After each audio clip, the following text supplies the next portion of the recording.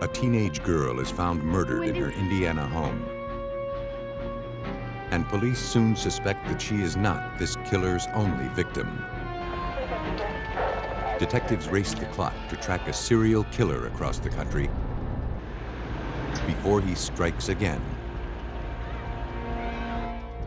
Someone is targeting elderly women in a gated California community. Right over here. With no witnesses and little physical evidence, investigators struggle to find a link between the murders. Get a picture of her. For homicide investigators, it's difficult to predict when and where a serial killer will strike next. But with the help of forensic examiners, they can isolate tiny clues that can lead them to the killer who is driven by bloodlust.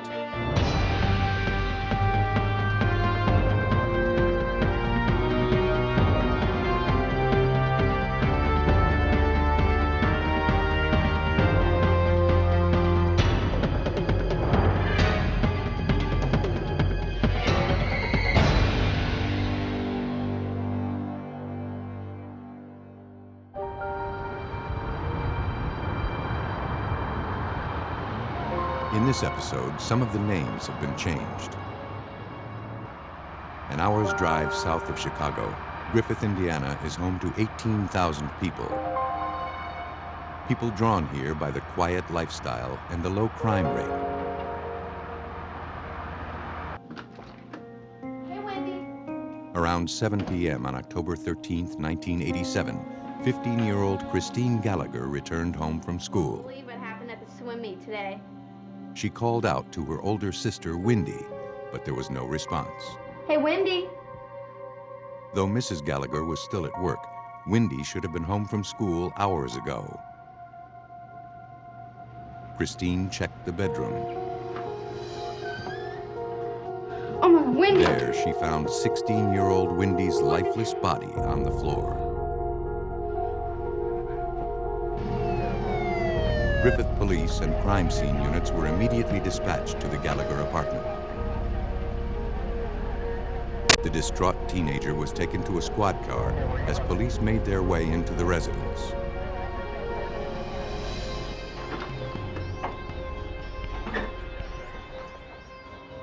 Inside the apartment, the living room was neat and orderly.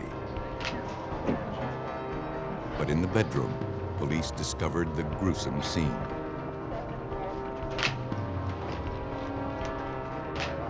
The semi-nude victim had been gagged, her hands tied behind her back with a bedsheet.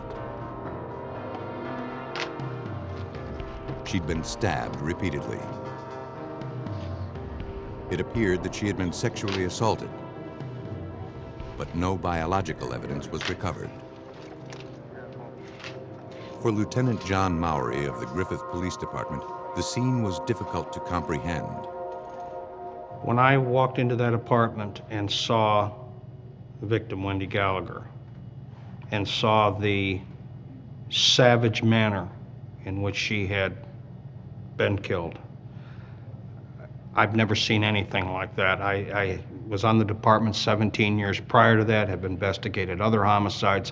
I've never seen anything that even comes descriptively close to the way that scene was. Investigators began to methodically process the scene. Next to the window, they discovered blood spatter on the wall and curtain. Hoping to find prints, they treated the wall with silver nitrate, a chemical that reacts to the oils found in fingers and palms. Then they scanned the area with a light source. A partial palm print and more blood spatter emerged. The section of wall was removed and forwarded to the crime lab. In the living room, investigators collected a drinking glass with smudged fingerprints.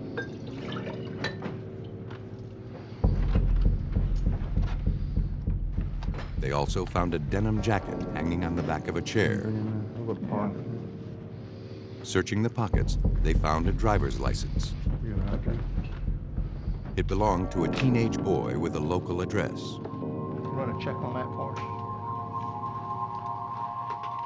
On the kitchen counter, detectives recovered a woman's purse. There was no identification inside.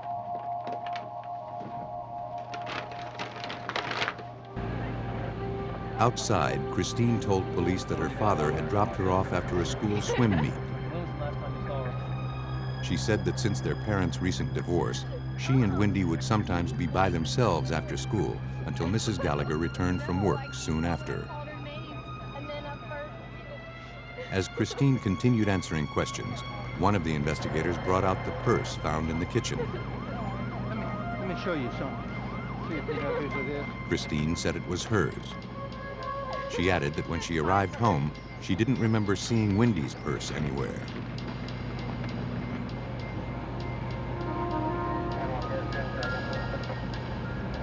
Then, Mrs. Gallager returned from work and learned about the murder.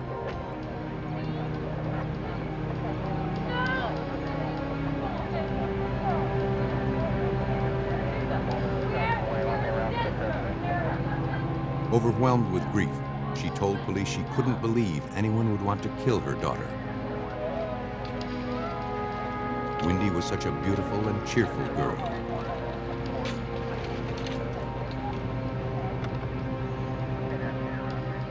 When shown the ID from the denim jacket, the Gallagers recognized the boy immediately.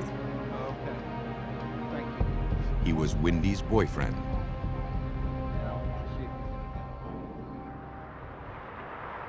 Looking for any clue to the killer's identity, examiners at the Lake County Crime Lab began to analyze the prints recovered from the Gallager apartment.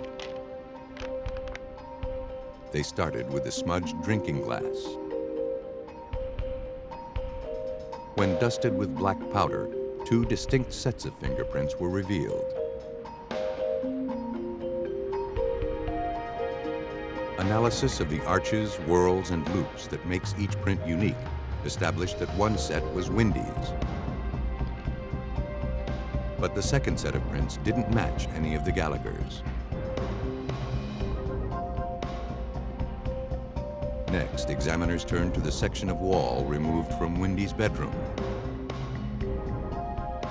To preserve the fragile drywall, they worked from photographs.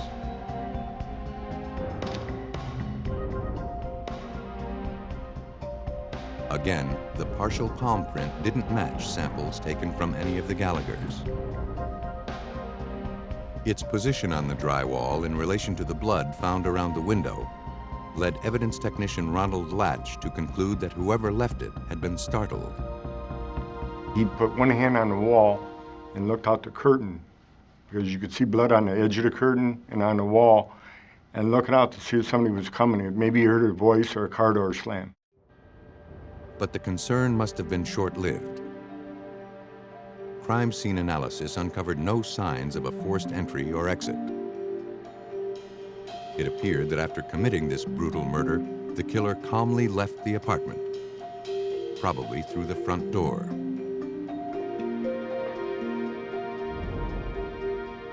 Convinced that the unidentified prints were the key to revealing the killer's identity, investigators ran them through APHIS, a computer database that holds millions of fingerprint records. But no matches were found.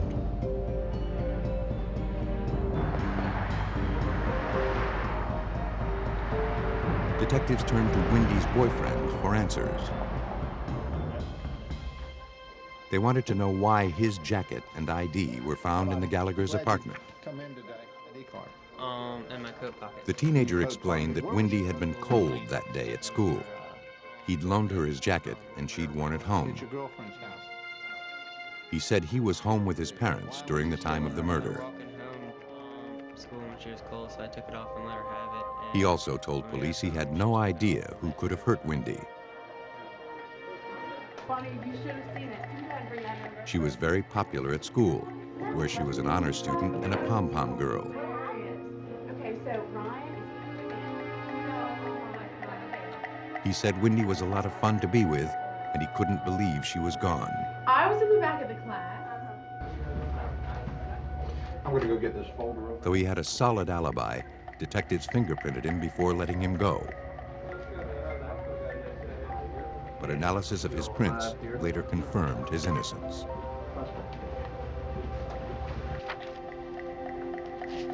Police spent the next several days interviewing dozens of Wendy's friends and neighbors. Over 50 potential suspects were developed, but fingerprint analysis eliminated all of them. Or clothing that was... According to Detective Carl Grimmer, tensions in the small town grew as the investigation hit a dead end. And there's the top of there. Within the community of Griffith after this occurred, there was a lot of fear. We didn't know who we were looking for. We didn't know if we were looking for somebody that lived in our town, somebody in a neighboring town, or if it could have been a drifter. But a week after the murder, police got a solid lead. A woman in Chicago had found Wendy's missing purse. I understand you found a purse that we were been looking for. The purse somehow ended up in my purse. I had She lost explained my that her purse. own purse had been snatched during an assault. The purse actually ended up in mine. Yes, sir. When it was later recovered from a dumpster and returned, she opened it and found Wendy Gallager's purse and ID stuffed inside. Then she'd heard about the murder in Griffith. I was walking home down an alley and this car pulls up. The woman said that as she left work through the back door, a man with brown hair and a mustache jumped out of a blue car. He grabbed her and threatened her with a knife. As they struggled, a delivery truck pulled up. Panicked, the assailant grabbed her purse and fled. But he had left behind valuable evidence, a witness who could identify him, and a physical link to Wendy's When I murder. can recall, he had, I guess, brown hair. Police quickly released a composite sketch of the suspect, along with a description of his blue car. Over the next several weeks, they received many leads as a result, but none of them panned out. Despite the lack of progress, investigators refused to give up. Everybody who had walked into that crime scene that night and saw Wendy, that's all the incentive you needed to keep going, to find out who had done that to her. Griffith detectives had a composite sketch and fingerprints that could prove murder. But until they could identify their suspect, that evidence was meaningless. And all indications suggested that Wendy Gallager was not going to be this killer's last victim.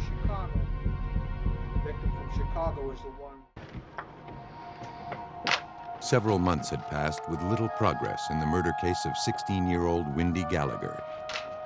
Though Griffith, Indiana police had a composite drawing of their suspect and prints recovered from the murder scene, his identity and his whereabouts remained unknown. Detective Grimmer. As they struggled to keep the case alive, an improbable lead was called in by police in Pasco County, Florida, located more than 1,100 miles away from Griffith, Indiana. That's correct. Yes, method of operation. While investigating the homicide of a 14-year-old girl there, Florida police believed that a resident had uncovered a connection to Wendy Gallager's unsolved murder. Who's your lead detective on this case? That resident, Diane Collins, had just moved to Pasco County from Griffith, Indiana. As details of the Florida murder were made public, Diane immediately noticed similarities to the homicide in Griffith. The frighteningly familiar details compelled her to contact the police. I was very much struck by the fact that this was another young teenage girl who was murdered in her home after school hours, just as Wendy was in the community I had just left. Griffith police were skeptical that such a tenuous lead could impact their case, but they had little else to go on. They asked Pasco County investigators to forward the case files.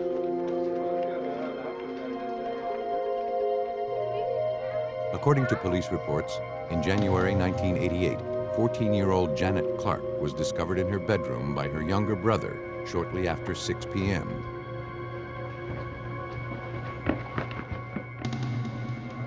He and Mr. Clark had just returned home from running an errand. Janet had been home from school just a few hours. When police arrived, they found Janet's partially clad body gagged and bound, her hands tied together with a bed sheet. She'd been viciously knifed and raped. No prints had been found at the scene. And while DNA evidence was recovered during autopsy, investigators had no suspect to link it to.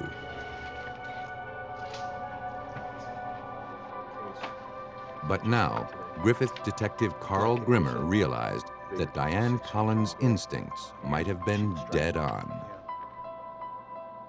We thought it was a long shot that the two cases could be connected.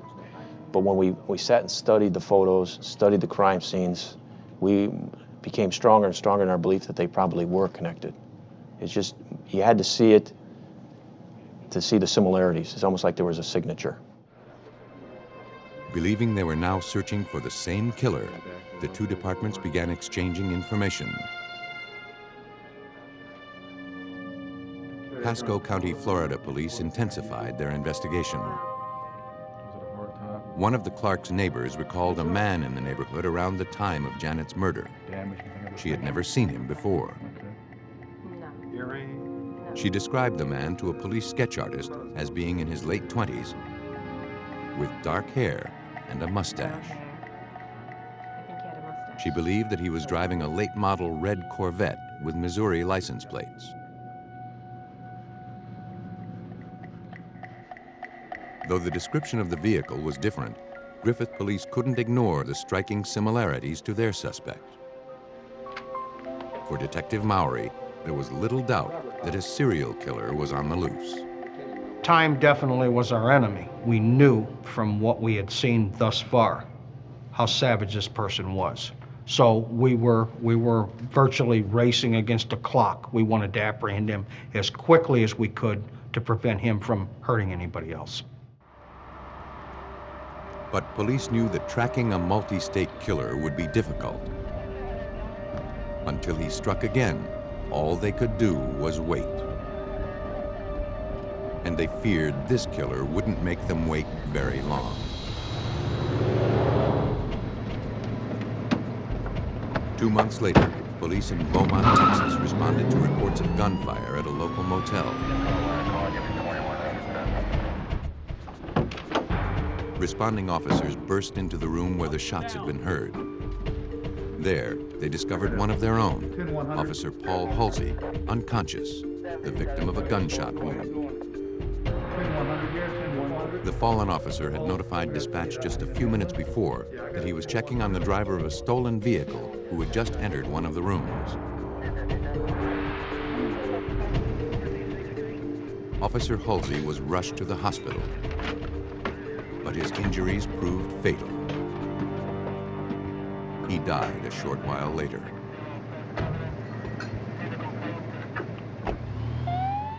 A witness at the motel stated that he heard gunfire and looked out his window. He saw a man with dark hair and a mustache speed away in a red Corvette.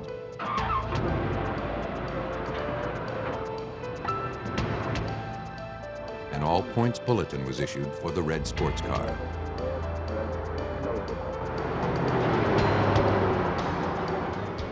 And within a few minutes, dispatchers reported that the vehicle had been spotted.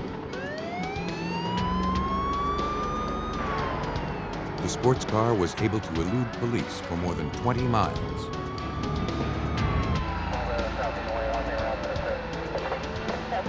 But the driver suddenly lost control and the car swerved off the road.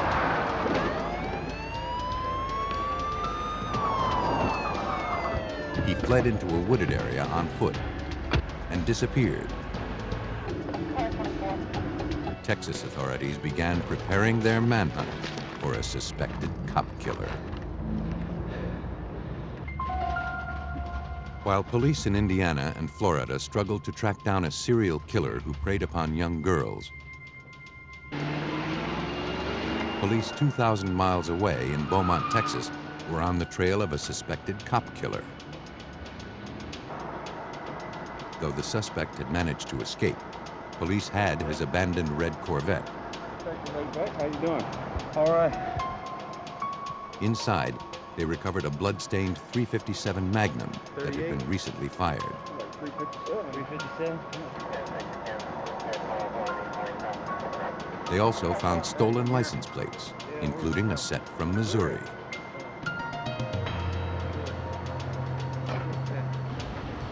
Now their focus was on finding the driver. Detective Ray Beck of the Beaumont Police Department organized the manhunt. The word was out. So we had officers coming in from everywhere, just volunteering their time, their effort. So manpower was unbelievable. Through witnesses, police learned that the suspect had jumped into a taxi and was headed toward Houston.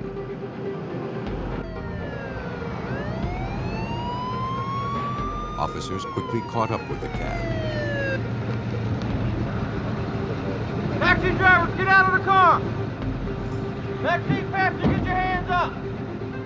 The man believed responsible for the murder of Officer Halsey was taken into custody. Keep your hands up, get out of the car. Keep your hands where I can see them. Turn around, over here on the front. The suspect, identified as 28-year-old Michael Lee Locard, was questioned at the Beaumont police station. He immediately confessed to shooting Officer Halsey, but offered no explanation. It seemed too easy.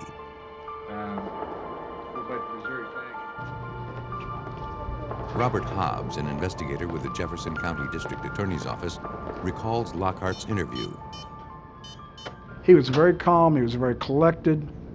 We knew right away that that this was not our typical criminal in Southeast Texas, and that we would have our work cut out for us. Their instincts told them Lockhart wouldn't have killed a police officer over a stolen car.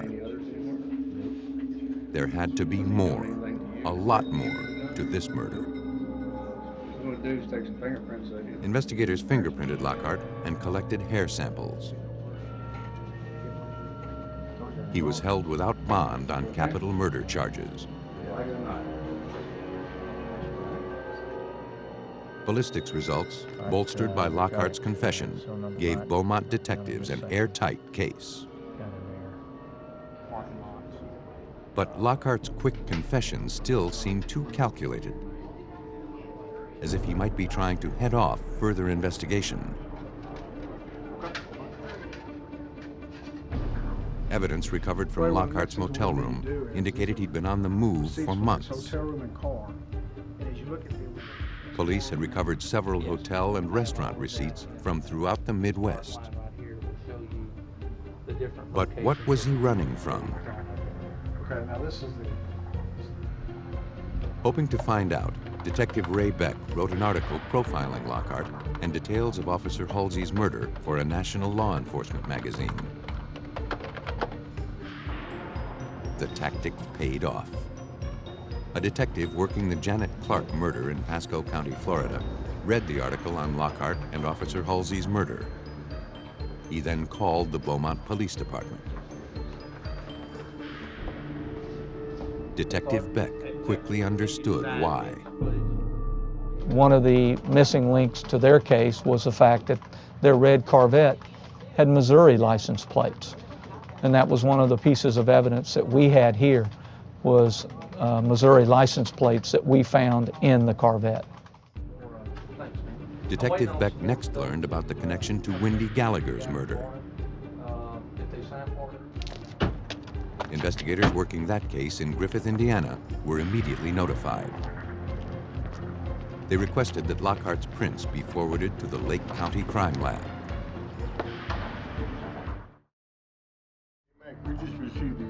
Hoping they had the evidence they needed to prove murder, examiners went to work, comparing Lockhart's fingerprints to those recovered from the Wendy Gallager crime scene. After scrutinizing and comparing both sets of prints, examiner Ronald Latch was certain that Wendy's killer had been found.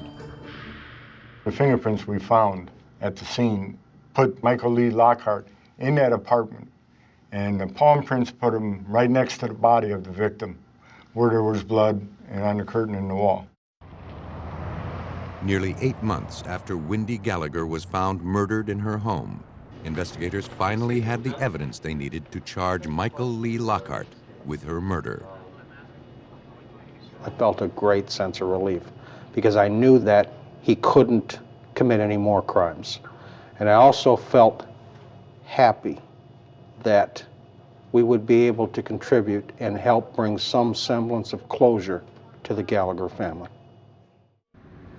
On June 30th, 1988, DNA analysis confirmed that Lockhart had murdered and sexually assaulted Janette Clark in Florida. Working together, 3 police agencies had tied 3 seemingly unrelated murders to one predator.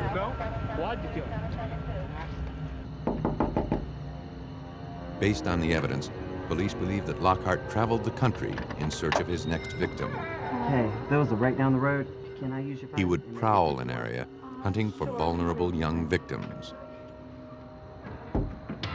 When he knew they were alone, he would con his way into their homes, where he would rape and murder them.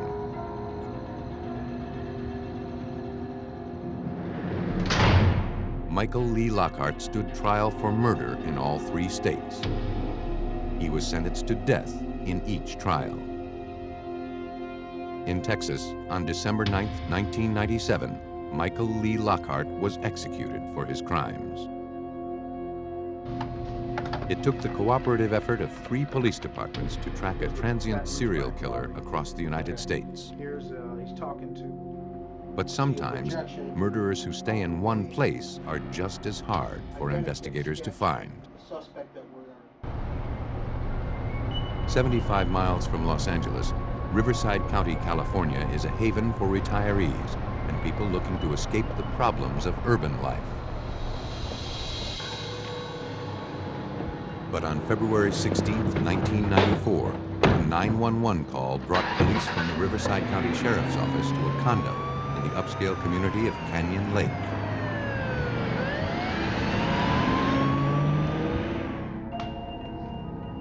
There, investigators found the body of 86-year-old Norma Davis slumped in an easy chair.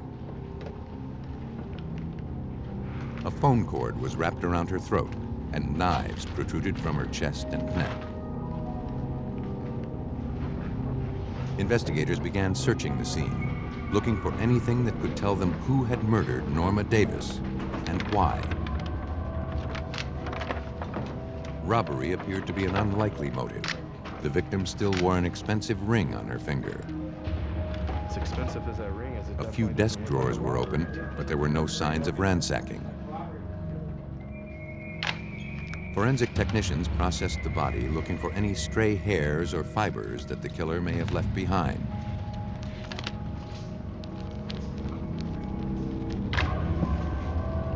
But from the position of the body, it was clear to California Department of Justice criminalist Alyssa Mayo Thompson that there was little interaction between the victim and killer.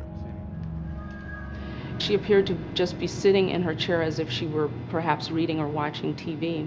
It didn't appear that she had made much of a struggle or had attempted to get up from that chair. That told investigators that Norma Davis most likely knew her killer. The knives were removed and sent to the crime lab to be tested for prints.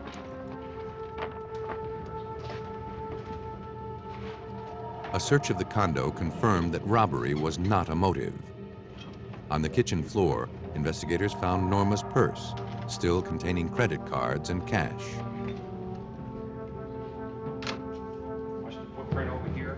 In the hallway, investigators spotted a faint shoe print on the floor. To get a better look, the room was darkened. Closer examination revealed that it was a sneaker print left in dust. And recovering such fragile evidence would be tricky. But in a crime scene that yielded few clues to the killer's identity, the print could prove to be a vital piece of evidence. After thoroughly photographing the print, technicians carefully applied an adhesive gelatin to lift it.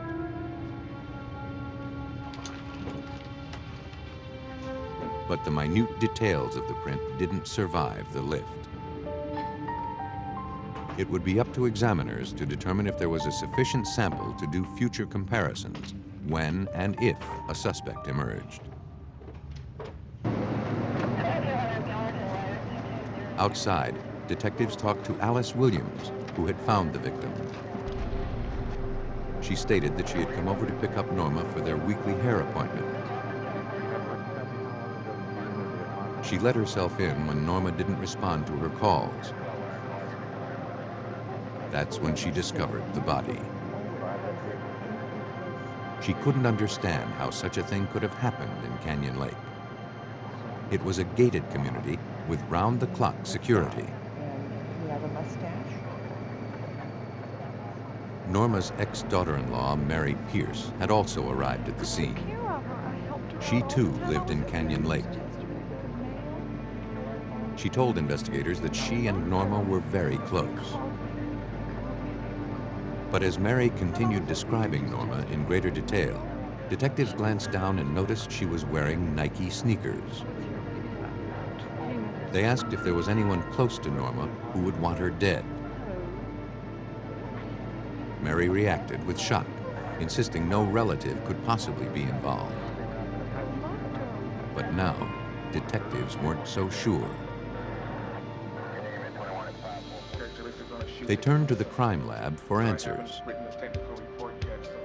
But criminalists at the California Department of Justice Forensic Lab determined that all of the evidence recovered from the condo had been wiped clean of prints. One of those stains could have come from her. There were no stains. They hoped the recovered shoe print could lead them to Norma's killer.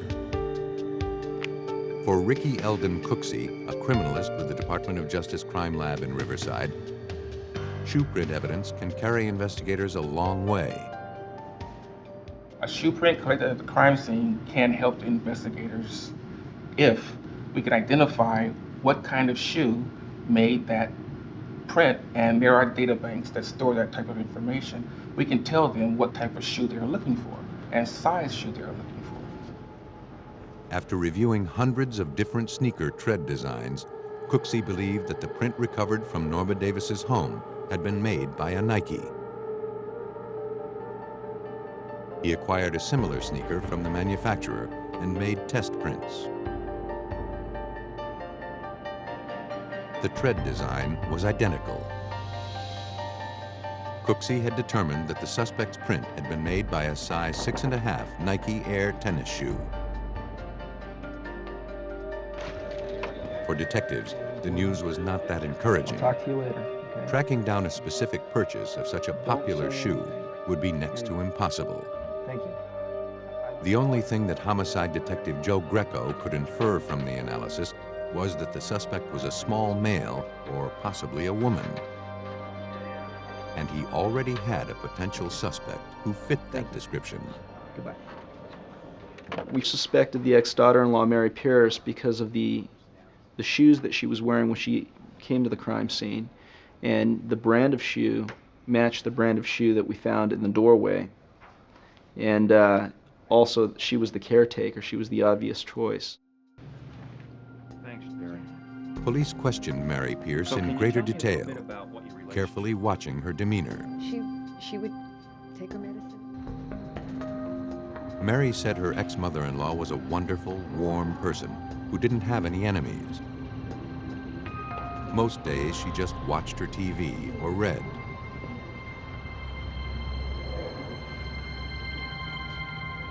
She was just a real After answering dozens of questions, it became clear to investigators that Mary was not involved in Norma's murder. Okay, I sure will. Her cooperation and her grief were sincere. Please call me. Okay, thank you. I sure will. I appreciate your time. Sure. Thank you. Detectives reviewed dozens of statements given by Norma's family, friends, and neighbors, but no one had any useful information. The case quickly threatened to go cold. With no suspects and no solid leads, it looked like Norma Davis's murder might never be solved.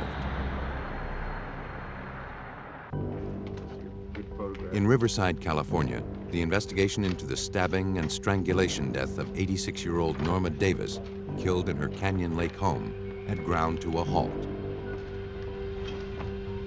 Attention units, we have a possible homicide.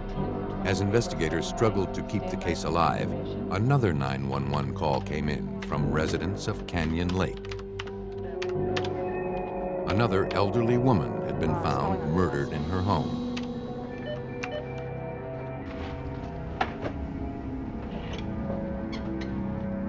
There, police discovered 66-year-old June Roberts, dead on her office floor.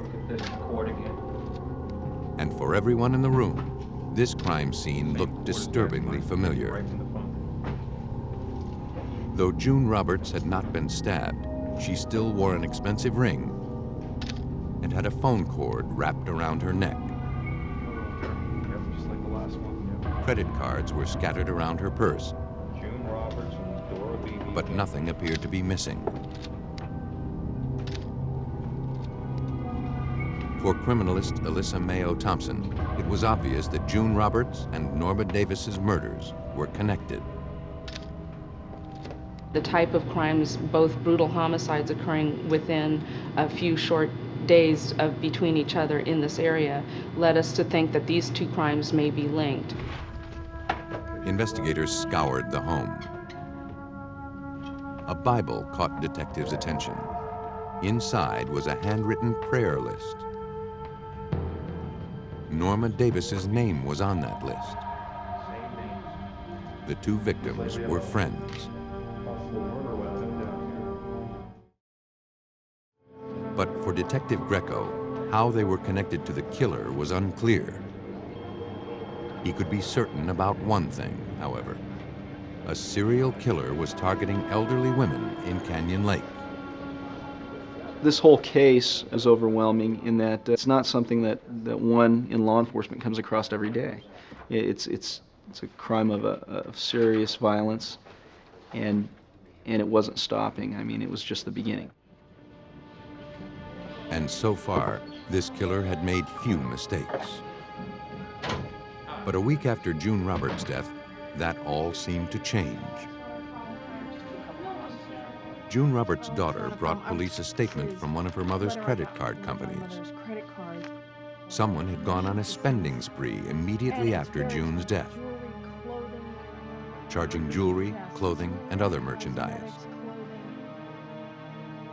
It was the break detectives were waiting for.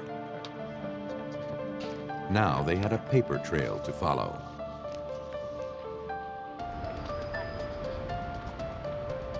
They started at a jewelry store, where the first purchase with the murdered victim's card had been made. The clerk vaguely recalled the transaction. She remembered that a blonde woman came into the store and purchased an expensive set of earrings. The woman charged the items and signed her name, June Roberts. The clerk couldn't provide enough detail for a composite sketch, but she gave investigators a Xerox copy of an identical pair of earrings. The blonde woman, whoever she was, had been linked to one of the victims.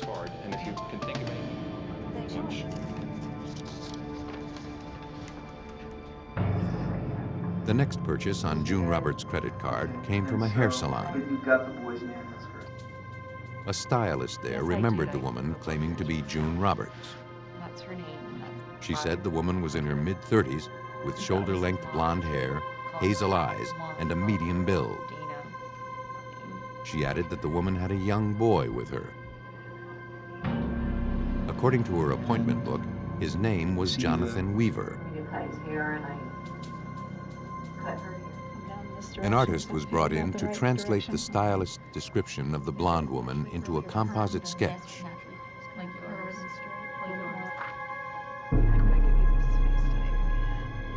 Gradually, a face took shape. Yes. What would you change about it? But police still didn't know how this woman fit into the murders, Because we want to keep moving around it. and they had no way to put a name to her face. Pursuing their only other lead, investigators began searching for the young boy, Jonathan Weaver, who had been at the hair salon with the blonde woman. It's very similar.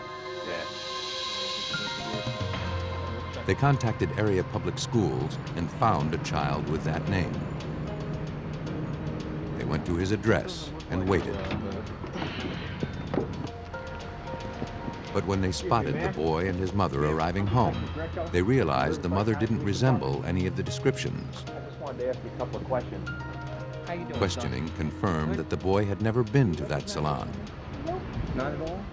and neither recognized the woman in the composite.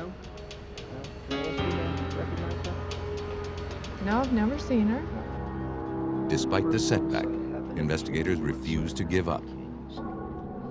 The locations of the murders and the credit card purchases were all within a 5-mile radius of each other. Investigators knew their killer had to be hiding right under their noses. She made more purchases there? Yeah, she made Hoping to generate a lead, they decided to run a check of all violent crimes recently reported within that same area. Victim's name. The tactic turned up a possible clue. An elderly woman who owned an antique shop just blocks away from Canyon Lake had been recently assaulted. And this young woman came in with Dorinda Hawkins, still recovering in the hospital, had barely survived the attack. She told investigators that a blonde woman came into her antique shop to ask about framing. When she led the customer into the back to show her some samples, the woman suddenly attacked her from behind. Dorinda felt a rope tightening around her neck. she had a rope around my neck. She told detectives that she then began begging for her life. Called 911.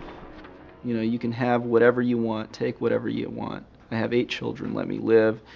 And the suspect told her, I'm not doing this for the money. Dorinda had been left for dead, but she managed to regain consciousness. When she came to, her red-coiled key band that held the keys to the cash register was missing from her wrist, and money from the register was also gone. And she just kept choking. Then I passed out. When shown the composite, she positively identified the blonde as her assailant. Yes. It does. It was now apparent to investigators that the suspect was not simply an accessory to the other crimes. She was the serial killer. And the rarest type of all, a woman. Investigators raced to put a name with the face on the composite sketch.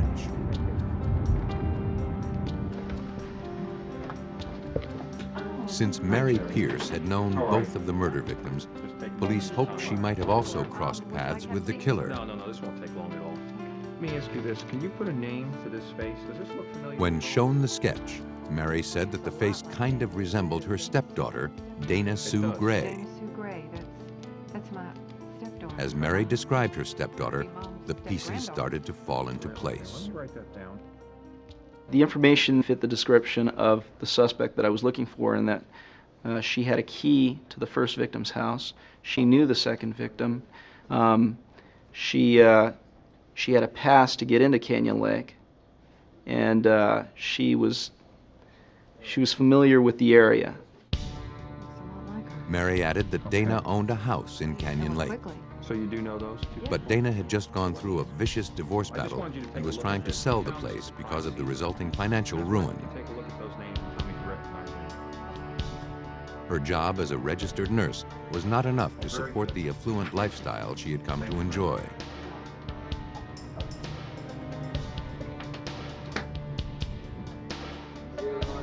The positive identification of the sketch and the information provided by Mary Pierce led detectives to obtain a warrant to search Dana Sugrey's property. But that would take time. And given the suspect's propensity for violence, they didn't want to give her a chance to kill again. Undercover officers immediately put her under surveillance. So we have Riverside County investigators continued looking into Dana Sugrey's background. They learned that she was currently dating a man who had a young child named Jonathan Weaver, the same name as the child who had been at the hair salon. No, I was out of town on business. But this Jonathan Weaver was enrolled in private school. Yeah, I'm not sure about You remember that one? Previously, detectives had only searched public school records. Later that afternoon, one of the officers picked up Dana's trail in nearby Sun City as she entered a bank. She's going to the bank right now. When she left a few minutes later, Dana was seen stuffing a large amount of cash into her purse. Okay, we're gonna go and search. A few hours later, Riverside police had obtained their search warrant. Detective Greco briefed the team on the items of evidence they were looking for once they made their way inside the suspect's house. We had receipts from the different locations that the purchases were made for these various items, so they knew exactly what they were looking for. Also, I had directed the searchers to collect all of the shoes within the residence because of obviously the first victim's, the shoe print in the first victim's case. In the early evening hours of March 16, 1994, Riverside County investigators took suspected serial killer Dana Sugrey into custody. She was taken to the Riverside Police Station for questioning.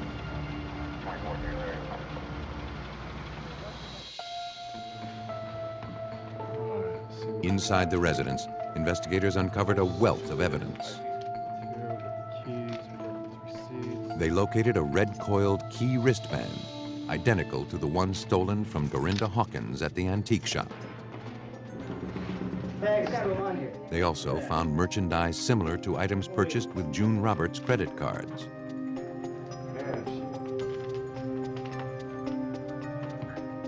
Inside Dana's purse, police made an ominous discovery. There was $1,900 in cash and a checkbook in the name of Dora BB. The address on the checks was from Sun City. Though Dora BB's name meant nothing to investigators, they knew that Dana Sugrey had been in Sun City earlier that day. A lot of money in here. The search continued into the bedroom. Okay. What do you got? There, evidence technicians found a pair of Nike sneakers. The evidence was sent to the crime lab. Dana, you understand why you're here, don't you? At the police station, Dana Sugrey appeared calm and unaffected. She denied killing or assaulting anyone. I think it looks exactly like you. She admitted using credit cards belonging to June and another woman, whose name she couldn't remember, but claimed she had found them lying next to a dumpster.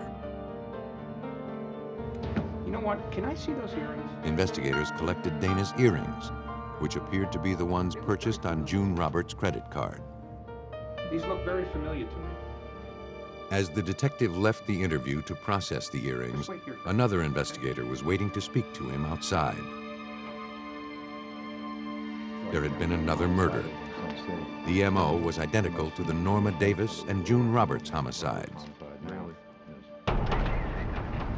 The latest victim had been killed earlier that day in her home, which was located in Sun City.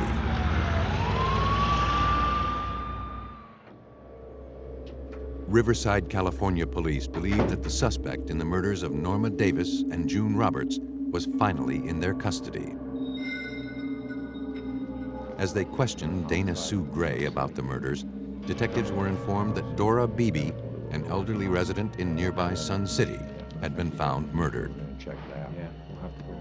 That crime scene bore the same signature as the other homicides in Canyon Lake. Detectives realized they had found cash and a checkbook in the name of Dora BB while searching Dana's house. Is there anything else you maybe want to tell me? Dana Sugrey had killed again, just a short while before the surveillance on her began. And you found June Roberts' credit credit cards in the dumpster too. Now, they needed to be certain that she would never be free to kill again. At the crime lab, examiners analyzed the sneakers recovered from Dana Sugrey's bedroom. They were size 6.5 Nike Air sneakers, the same style and size as the print recovered from the Norma Davis crime scene.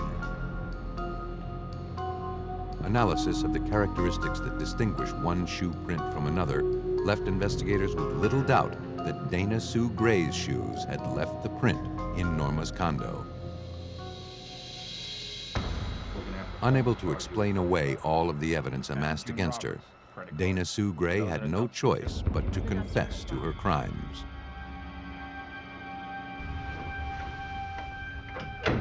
Riverside County investigators believe that Dana Sugrey was driven over the edge by her financial misfortunes that resulted from her divorce. Angry and envious, she chose affluent victims, sometimes strangers, but mostly friends and relatives, as targets for murder.